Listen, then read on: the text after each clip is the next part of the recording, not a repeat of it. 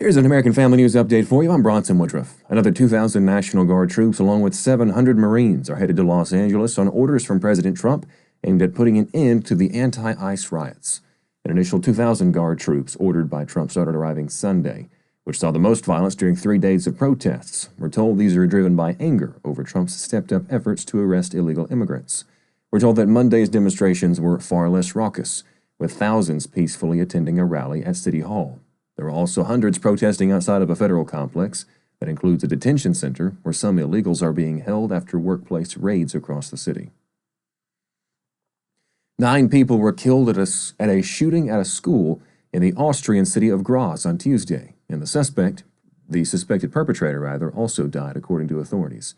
Police said they believe the assailant acted alone. They said on X that 10 people were dead, including the shooter, and several were seriously wounded. Mayor Elke Carr described the events as a terrible tragedy, according to the Austria press agency. Officials did not immediately give any information on the perpetrator. Health Secretary Robert F. Kennedy Jr. has removed every member of a scientific committee that advises the CDC on how to use vaccines. He pledged to replace them with his own picks. Kennedy has not said who he would appoint to the panel, but said that it would convene in just 2 weeks in Atlanta. Kennedy said the committee members had too many conflicts of interest. The rise of artificial intelligence and the popularity of online classes have led to an explosion of financial aid fraud. Fake college enrollments have been surging as crime rings deploy ghost students, which are chatbots that join online classrooms and stay just long enough to collect a financial aid check. In some cases, professors discover almost no one in their class is real. Students get locked out of the classes they need to graduate as bots push courses over their enrollment limits, and victims of identity theft who discover loans fraudulently taken out in their names must go through months of calling colleges, the Federal Student Aid Office, and loan servicers to try to get the debt erased. On Friday, the U.S. Department of Ed introduced a temporary rule requiring students to show colleges a government-issued ID to prove their identity. We're told it will apply only to first-time applicants for federal student aid for the summer term, affecting some 125,000 borrowers.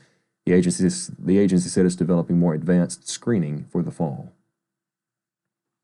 A new survey by the Pew Research Center released today illustrates how the country's political polarization has members of both parties in different media silos. Democrats trust more news sources than Republicans do, and rarely do their tastes intersect.